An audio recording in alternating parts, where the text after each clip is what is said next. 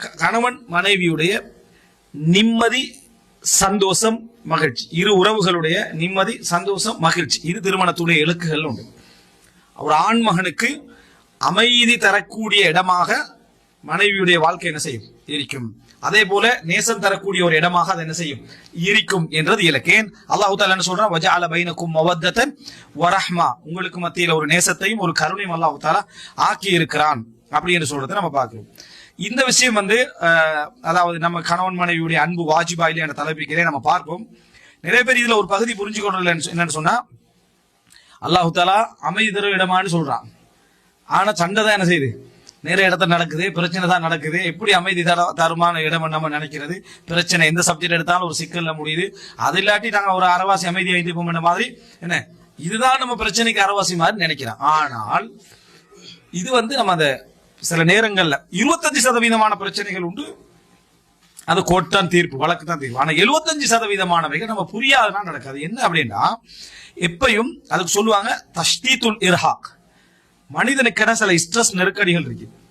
அது உடைஞ்சி போகணும்டா பிரச்சனை வரணும். அது உடைஞ்சி போகணும்டா பிரச்சனை வரணும். சந்தோஷம் அது உடைஞ்சி போகாது. சந்தோஷம் உதாரணமா நீங்க நெருக்கடியில் இருக்கிறீங்கன்னு வைங்க. நெருக்கடிக்கிற டைம்ல உச்சகட்ட ஸ்ட்ரெஸ்ல இருக்கிறீங்க. அப்போ ஒருத்தர் சொல்றாரு, உங்களுக்கு இந்த தோட்டத்தை தாரு அப்படின்னா உங்களுக்கு வேதனை கூடும். என்னது? ஏன் வேதனை கூடும் அப்படின்னா, இதை அனுபவிக்கிற அளவுக்கு இல்லாம இருக்குது, இது கூட நமக்கு கிடைச்சிக்குது, அது கூட நம்மளுக்கு கிடைச்சிக்கு, இது கூட கிடைச்சிக்குதுன்னு சொல்லி அந்த ஸ்ட்ரெஸ் கூடிக்கிட்டே ஒரு என்னங்கன்னா, அனுபவிக்கிறதுக்கான விஷயங்கள் உங்களுக்கு நிறைய இருந்துச்சுன்னு வைங்க, உங்களுக்கு நெருக்கடி மனசளவுல கூடுதலா இருக்கேன்னு வைங்க, அனுபவிக்க முடியாம இருக்குதே அப்படின்ற வேதனை என்ன செய்யும்? உங்களுக்கு அதிகரிச்சுக்கிட்டே வரும். மனசை எப்ப கூட பதறுவான்னு அல்லாஹ் தஆலா சொல்றான்டா, கிடைச்ச உடனே. அதாவது மஸ்ஸஹுல் கைரு மனூஆ, கிடைத்த உடனே அவன் என்ன செய்வான்? தடுக்கக்கூடியவனாக இருப்பான். அந்த மைண்ட் செட், தடுக்கக்கூடிய மைண்ட் செட் வந்தோடனே அனுபவிக்க முடியாம இருக்குதானே, அது அவனுக்கு வேதனை என்ன செய்யும்? அதிகப்படுத்தும். சந்தோஷம் ஒரு நேரம் இருக்குது. இப்ப உதாரணமா ஒரு நோயாளி ஆகிறார், அவருக்கு முன்னால் அவர் சாப்பிட இயலாத டைம்ல வகை வகையான என்னது சாப்பாடெல்லாம் கொண்டு ஒருத்தர் வைக்கிறான்னு வைங்களேன், பரவாயில்ல பார்க்கவா முடியுதுன்னு ஒரு சந்தோஷமா வாய்ப்பாரு. மனசுக்கு நெருக்கடிக்குள்ளாவாரு. நான் ஒரு சாப்பிட எல்லாம் வைக்கிறேன், இங்க கொண்டு வச்சு என்ன செய்யறாய்? சாப்பிடுறாயே அப்படின்னு நினைப்பேன். நோம்பாளிக்கு முன்கால சாப்பிடாதீங்க அப்படின்னு நம்ம சொல்லி வச்சுக்கிறேன். அப்படியெல்லாம் இது இல்லை, சும்மா சொல்றேன். அப்படி சாப்பிடாதீங்கன்னு சொல்லி வச்சுக்கிறேன். எதன் காரணமாக? அவர் நோம்பு பிடிச்சிருக்கிறார். அவருக்கு முன்னால வச்சோடனே அவர் சந்தோஷம் கூடணுமா இல்லையா? அனுபவிக்க முடியாத நிலையில இருந்தா கவலை தான் கூடும். அனுபவிக்க முடியாத நிலையில இருந்தா கவலை தான் கூடும். இப்ப ஒரு மனிதன் ஒன்றிலேயே போக்கஸ் பண்ணுவான். ஸ்ட்ரெஸ் டைம்ல அதாவது மனக்கவலையான நேரத்தில் ஒன்றிலேயே போக்கஸ் பண்ணி கண்டிருப்பான். அந்த போக்கஸ் உடையணும்டா பிரச்சனைகள் வரணும். விளங்கிட்டா? அந்த போக்கஸ் உடையணும்டா பிரச்சனைகள் வந்தே ஆகணும். வேறொரு பிரச்சனை அவனுக்கு அதாவது அதை உடைக்கிற மாதிரி வார டைம்ல இதெல்லாம் என்ன செய்யும்? பிரியும். உதாரணமா ஒருத்தர் ஆபீஸ் வேலையில அப்படியே டென்ஷன் ஆகி வீட்டுக்கு வராருவீங்களே, டென்ஷன் ஆகி வீட்டுக்கு வராரு. நல்ல முறையில வரவேற்று ஆறுதல் கொடுக்கறதும் ஒரு வகையான ஒரு அம்சம் தான். இன்னொன்று, ஒரு பிரச்சனையை ஹெவியா கொண்டு போட்டாங்கன்னு நம்ம அதுக்கு எதிர்க்க ஆரம்பிப்போம். அதுக்கு என்ன அறிவில்லாம நடந்து கொள்றதுதான் வேலை, நம்மளுக்கு ஒரு நேர்மையா நடக்க தெரியாது, அப்படி ஏதோ அவன் ஸ்டைலுக்கே போயின ஒரு ஏச்சி முடிந்து பிரச்சனையாய் கடைசியில் அது குடும்ப சண்டையா இவன் ஃபுல் போக்கஸ் என்ன ஆயிருமாடா, அதுக்கு பிறகு இவளை சமாதானப்படுத்துறது எப்படி என்ற சிந்தனைக்கு மாறிடுவான். ஆனா வந்த ஸ்ட்ரெஸ் அதல்ல, அவர் அந்த வேலை இந்த வேலைன்னு தான் வந்திருப்பான். இந்த பிரச்சனை வந்த உடனே அது பிரிஞ்சு வேறொரு சைடுக்கு போய் மொபைல்லாம் ஓபன் பண்ணி போட்டு பீச்ல எழுந்திருப்பாங்க ரெண்டு பேரும். என்னடான்னு பார்த்தா 2 ஹவர் சண்டை.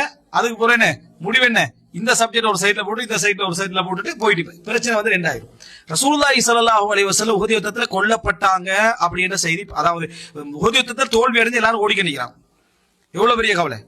எல்லாரும் ஓடிக்கண்டிக்கல, உஸ்மான் எல்லாரும் ஓடிக்கண்டிருக்கிற டைம்ல ஒரு செய்தி பரவுது. என்னன்னா, ரசூலுல்லாஹ் என்ன கொல்லப்பட்டு விட்டார்கள், ரசூல் ஸல்லல்லாஹு அலைஹி வஸல்லம் அவர்கள் கொல்லப்பட்டு விட்டார்கள். சஹாபாக்களுக்கு எல்லாம் அப்படியே ஒரு பலகீனம் என்ன செய்யுது? உள்ளுக்கு ஒரு அப்படியே கொஞ்சம் மனித்தியாளங்கள் என்ன செய்யறாங்க? அலைக்கழிக்கப்படுறாங்க. ஃபர்ஸ்ட் ஒரு செய்தி வருது, அதுக்கு ஒரு ரசூலுல்லாஹ் கொல்லப்படல, ரசூலுல்லாஹ் உயிரோடு இருக்கிறாங்க. இந்த செய்தி வந்த உடனே சஹாபாக்கள் ஃபர்ஸ்ட் கவலையை மறந்து ஒரு சந்தோஷமா என்ன செஞ்சது? அது போச்சு. அவர்களுக்கு அல்லாஹ் தஆலா கவலைக்கு பின்னால் ஒரு கவலையை கொடுத்தான், கவலைப்படாமல் இருப்பதற்காக. கவலைக்கு பின்னால ஒரு கவலை அல்லாஹ் தஆலா கொடுத்தான், அவர்கள் கவலைப்படாமல் இருப்பதற்காக அல்லாஹ் தஆலா சொல்றான். எனவே அதாவது அந்த அந்த அந்த மனநிலை என்ன செய்யும் அப்படின்னு சொன்னால் அதை வந்து அதாவது இந்த பிரிச்சு விட்டுரும். ஒரு மனிதன் ஏற்கனவே உள்ள அதாவது அந்த கவலை பிரிச்சு விட்டுரும். அல்லாஹ் தஆலா என்ன சொல்றா, ஃபஅஸாபகும் கம்மன் பிகம்மின் அஃவன் ஃபஅஸாபகும் கம்மன் பிகம்மின் லிகைலா தஹ்ஸனு அலா மா ஃபாதகும். உங்களுக்கு தப்பி போனதில் நீங்கள் கவலைப்படாமல் இருப்பதற்காக கவலைக்கு மேல் கவலையை தந்தான். கவலைக்கு மேல கவலையை தந்தான். இது குர்ஆன் சொல்லக்கூடிய ஒரு சூரா ஆல இம்ரான் 153. ஒரு மனிதன் ஒரு சின்ன கவலை இருக்கிறது, அதை விட ஒரு பெரிய கவலை வந்தேன்னு வைங்களேன், இந்த கவலையை நீக்கிறது அவனுக்கு பெரிய ஒரு எண்ணமா என்ன செய்யும் மாறும். இந்த கவலை நீங்கிற டைம்ல இந்த கவலை சேர்ந்து என்ன செஞ்சிடும், போய்விடும். அப்ப அல்லாஹ் தஆலா அதை அழகா என்ன செய்யறான், சொல்லி காட்டுகிறான். இந்த நிலை வந்து குடும்ப வாழ்க்கை மிக முக்கியமாக அதை கையாளுது. எத்தனையோ பிரச்சனைகள் வீட்டுக்கு வந்தோடனே வீட்டு பிரச்சனை மட்டுமே ஆகுது. அவனுக்கு என்ன பொருளாதார பிரச்சனை, பிசினஸ் பிரச்சனை, அந்த சிக்கல் எல்லாம் இருக்கு. இந்த பிரச்சனைகளோட அவன் வீட்டுக்கு வந்திருப்பான். வந்த பின்னால் அந்த பிரச்சனை என்னத்துக்கு ஆகிறதுன்னா பிரிஞ்சிருது. இந்த கவலையில ஈடுபடுதல், இந்த கவலையில என்னது சிந்திக்கிறதுன்னு அந்த பிரச்சனை பிரிஞ்சு அவனுக்கு ஒரு ஆறுதல் கிடைக்கிறது. அது காரணமாக்கி இதை நிறைய பேர் உணர்றது இல்லை. நிறைய பேர் என்ன நினைக்கிறாங்கன்னு சொன்னா, என்ன ஒரே பார்த்தாலும் சிக்கல் பிரச்சனை நினைக்கிறேன். இருக்கலாம் அளவுக்கு மீறிய பிரச்சனைகள் ஆபத்து. ஆனால் ஒரு குறிப்பிட்ட சில பிரச்சனைகள் வந்து மனசை என்ன செய்யும், உங்களோட பிரச்சனைகளை 4 பகுதிகளாக மாற்றும், 5 பகுதிகளாக மாற்றும், 6 பகுதிகளாக மாற்றும். வெயிட் குறையும். வெயிட் என்ன செய்யும், குறையும். இந்த வெயிட் குறைகிறதுன்றது மன அமைதியை ஏற்படுத்தும். வெயிட் குறைகிறதுன்றது மன அமைதியை ஏற்படுத்தும். இதை புரிஞ்ச நாங்க எவ்வளவு அழகா நடப்போம். எனவே திருமணத்துடைய மிக முக்கியமான இலக்குகள்ல இது உண்டு. அதாவது மன அமைதி, ஆறுதல், நிம்மதி என்ற பகுதி என்ன செய்யும், கிடைக்கும். ஏன்னா அல்லாஹ் தஆலா இருவரையும் 2 விதமா சிந்திக்கிற ஒரு அமைப்புல எல்லாம் படைச்சிக்கிறான். சோ அவங்களுடைய சிந்தனை இவங்களுடைய சிந்தனையும் ஒரு விதமாக இருக்கும்.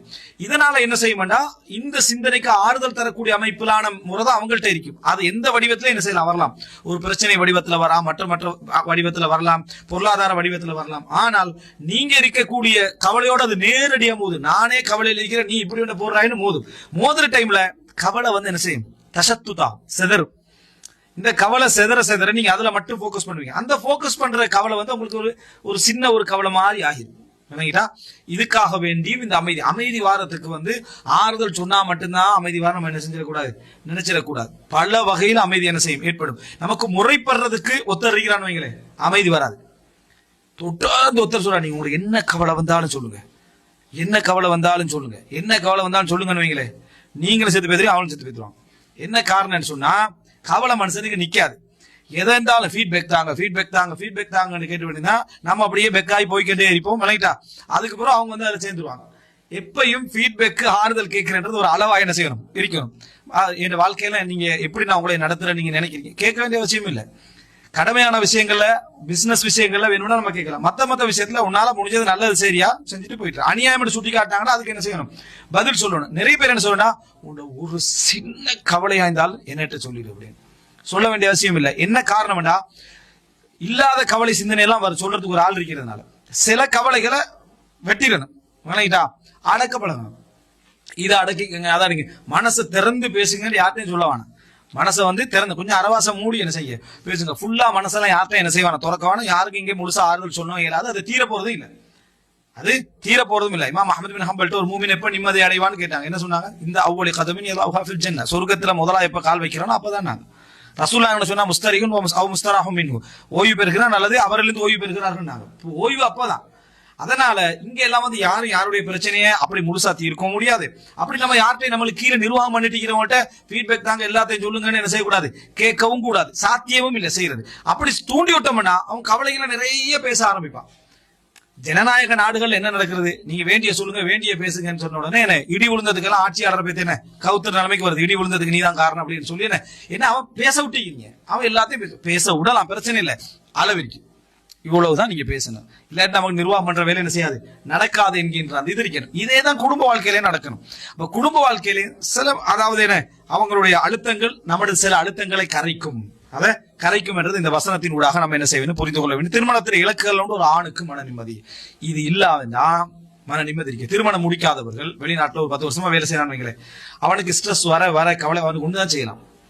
அவனுடைய டிரெக்ட்லி மோதிர யாரும் வைக்க மாட்டான். அவன் கவலையை ஷேர் பண்ணுவான், இன்னொருத்தர் சொல்லுவான். கவலையை ஷேர் பண்ண என்ன செய்யும், நம்மளோட கவலை அதிகரிக்கும். அதை சரியாக உள்வாங்குறவன் கிடைக்கலன்னு, ஆறுதல் சொல்றவன் கிடைக்கலன்னா அதிகரிக்கும். அப்ப இன்றைய நவீன சாதனங்கள்லாம் வந்து இருக்கிறதால மியூசிக் எல்லாம் போட்டு பேக்ரவுண்ட் எல்லாம் போட்டு நல்லா இன்னும் கொஞ்சம் கவலை என்ன செய்வாங்க, ஏத்தி விட்டுருவாங்க. அப்ப கவலை வந்து ஒரு இரட்டிப்பாகுமே தவிர குறையாது. இதே நிமிஷம் இவன் ஒரு கவலை இருக்கிற டைம்ல, வேதனை இருக்கிற டைம்ல, மனைவியோடயோ அந்த குடும்பத்தோட பேசுற, அந்த மனைவியோட பேசுற சந்தர்ப்பத்துல வந்து அந்த கவலை அவங்க கொஞ்சமான அளவுக்கு கவனம் எடுக்கிற அளவுக்கு தான் அவட அறிவிக்கும். வேற ஒரு பிரச்சனையை போடுவாங்க, நீ இந்த பிரச்சனைக்கு தீர்வுக்கு என்ன செய்வாய், கோபமாகவோ சரியாகவோ அதில் எதிர்த்து பேச ஆரம்பிப்பாய். எதிர்த்து பேச ஆரம்பிக்கிற டைம்ல நீ இந்த பிரச்சனையை பெருசா பார்த்தாலும் இந்த பிரச்சனை பேலன்ஸ் ஆகி, இந்த பிரச்சனை கீழே வரைக்கும் பலர் வந்து தைரியமா சில வேலையை ஒட்டிக்கிறாங்க. இந்த பிரச்சனை அழுத்தங்களால நல்ல சிலரி கிடைச்சிட்டீங்க, மனைவி கொடுத்து அழுத்தத்தால விட்டு ஊர்ல போய் சேர்ந்திப்பா. எப்படி சேர்ந்தான்? இவ்வளவு பெரிய வேலையை விட்டுட்டு போறான்னா அழுத்தம் வந்து இங்க பவரா நடந்தா. இவன் என்ன நினைக்கிறான், நான் நல்ல வேலையை விட்டுட்டு வந்தேன் அப்படின்னு நினைக்கிறான். ஆனா நீ இன்னொரு பகுதியால யோசிக்கல, உனக்கு கிடைச்ச எல்லா அழுத்தமும் க்ளோஸ் ஆயிட்டு, எல்லா அழுத்தம் என்ன செய்யுது, க்ளோஸ் ஆயிட்டு. இதை சாதாரணமா க்ளோஸ் பண்ண. இந்த பிரச்சனைகளை வந்து பிரச்சனைகளா மட்டும் சில விஷயங்கள் உண்டு. இதுக்கு நான் சொல்லல இது பிரச்சனை இல்ல நிம்மதி வருது அப்படின்னு பாருங்கன்னு சொல்லல. ஒரு சண்டை வார டைம்ல நிம்மதி வருது அப்படி பாருங்கன்னு சொல்ல. பிரச்சனை தான். மனிதனுக்கு கோபம் வரதான் செய்யும்.